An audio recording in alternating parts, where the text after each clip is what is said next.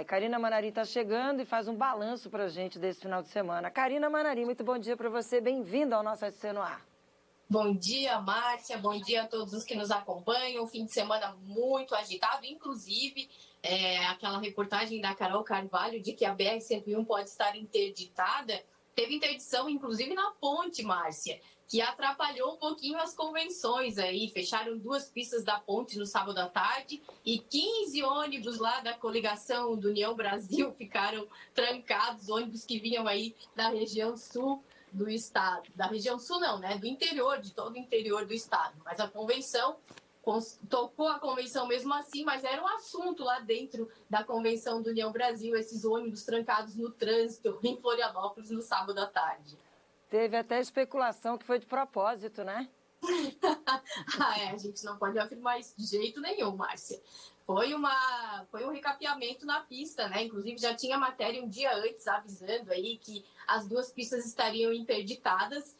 E quem fechou aí foi o governo do estado, né? A Secretaria de Infraestrutura, que estava arrumando aí a ponte Pedro Ivo. Agora vamos mudar de assunto, vamos falar da política mesmo. Qual é a tua avaliação para o que aconteceu? Como é que começa essa semana? Então, Márcia, nós temos aí 5 nomes já definidos para a candidatura ao governo, né? Definidos não, nomes que passaram em convenção, na verdade. Por quê?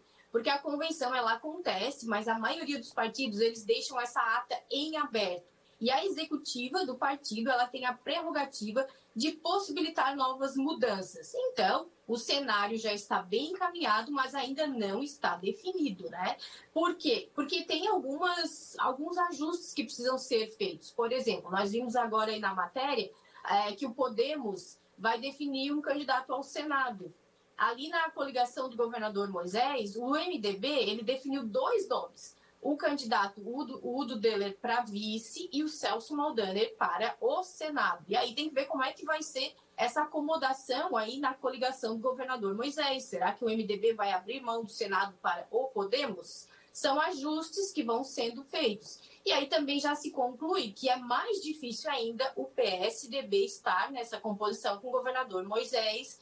E aí confirma-se uma tendência do PSDB estar com o senador Espiridião Amin, que também foi definido candidato neste fim de semana. Então, ainda vamos ter ajustes, ainda vamos ter definições. Hoje ainda tem a convenção da Frente Democrática, do PT, né? Tem a convenção do PT que vai definir aí o Décio Lima, e o PSB deve indicar o Dário Berger ao Senado. Mas o cenário vai se encaminhando para definições, Márcia. E aí o PDT já vai sozinho mesmo, né? Li até no blog ontem uma notícia que você deu que o PDT vai sozinho.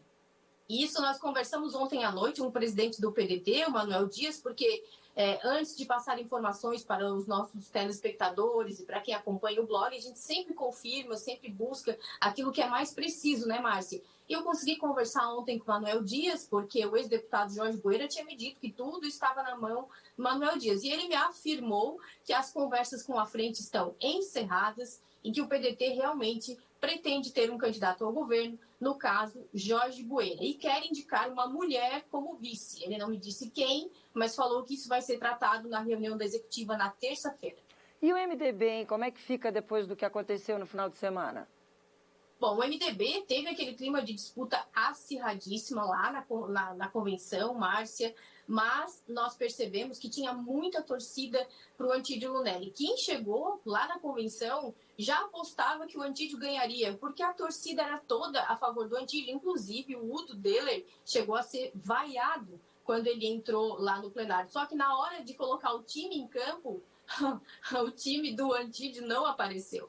E o que aconteceu? O Udo levou a convenção. O MDB sai dividido, com certeza. O que nós vimos lá no final da convenção é que ele sai dividido. A diferença de votos foi um pouquinho maior do que se apostava, porque se dizia que seria apenas de 50 votos, mas foi uma diferença de 83 votos. Mesmo assim, o Antídio ainda demonstrou força e agora vai se dividir. O próprio Antídio, conversei com ele no final da convenção, e ele me disse que nesta semana ele vai definir os rumos que ele vai tomar. Então, é uma sinalização bem grande de que ele não deve ficar com essa chapa Moisés e Udo Deller. Até porque Antídio ficou chateado porque o Udo Deller deu muita força para ele sair da prefeitura de Jaraguá do Sul, né? Eles, inclusive, era como amigos, né? Tinha uma conversa de amigos. E o Udo sempre apoiou o Antídio e dizia que ele era um nome forte do MDB, que deveria ser candidato. E depois aí o jogo virou. E agora... E aí tem que ver também como é que fica o Celso Maldaner nessa história toda, né? Se ele conseguir ser o candidato na chapa do governador Moisés, vai ficar ali. Mas se não conseguir, também pode, daqui a pouco, ir para outro lado, Márcia. Karina, para fechar, PP, União Brasil e PSD, o que você faz de avaliação e também finaliza falando da situação do governador Moisés?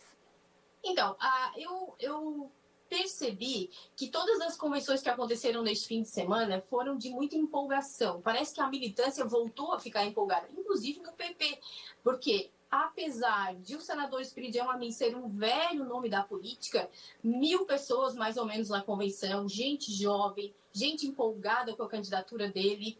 E o mesmo aconteceu na convenção também do Carlos Moisés, do Republicanos, sabe, muita gente reunida, aquela empolgação toda. Na convenção do Republicanos, aliás, do Carlos Moisés, a gente percebeu a presença de prefeitos de outros partidos, confirmando aquilo que ele sempre fala, que ele tem o apoio dos prefeitos. E a convenção do União Brasil e do PSD foi, digamos, uma superprodução, Márcia. Realmente um show de organização.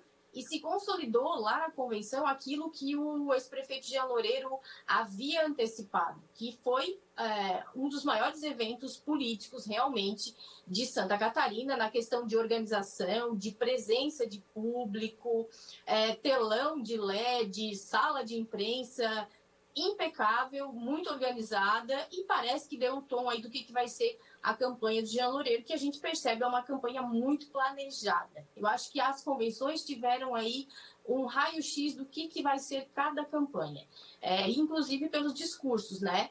A maioria dos opositores ao governador Moisés pega na questão da saúde. O governador já discursou chamando adversários, dando alfinetada em adversários, e enaltecendo aquilo que ele fez, por exemplo, na educação. Acho que já deu um tom do que vai ser essa campanha, Márcia. Para fechar, mais uma questãozinha, eu já falei para fechar uma vez, gente, mas é que agora você foi falando e eu me lembrei da história do Jorginho Melo, que tinha parado de conversar com o senador Espiridião Amin, mas parece que eles voltaram a conversar. Você acha que ainda pode sair uma dobradinha aí? Porque a convenção do Jorginho Melo não aconteceu ainda, né? Então, a convenção do Jorginho Melo não aconteceu. Ontem ele, inclusive, participou lá da convenção do presidente Jair Bolsonaro e também aproveitou para alfinetar o governador Moisés. Eles anunciaram a volta dessa conversa, inclusive mandaram uma foto, o senador Espiridião Amin e o senador Jorginho Melo em uma gruta, né? E eu até dispõe, eles estão rezando agora para conseguir se entender. E eu acredito muito, Márcia, em oração, mas eu acho que não vai dar certo essa coligação, não. Eu acho que o senador Espiridião Amin acaba ficando com o PSDB e Jorginho Melo deve sair com Jorge Seife, talvez numa chapa pura ou algum outro partido indicar um vice, mas acredito que vão sair os dois separados. Muito bem, muitos assuntos para a nossa grande Karina Manari continuar acompanhando, apurando e dividindo aqui com a gente. Ótima semana para você. Quarta-feira eu te aguardo aqui com todas as últimas da política. Obrigada, até lá. Obrigada, ótima semana para nós. Obrigada.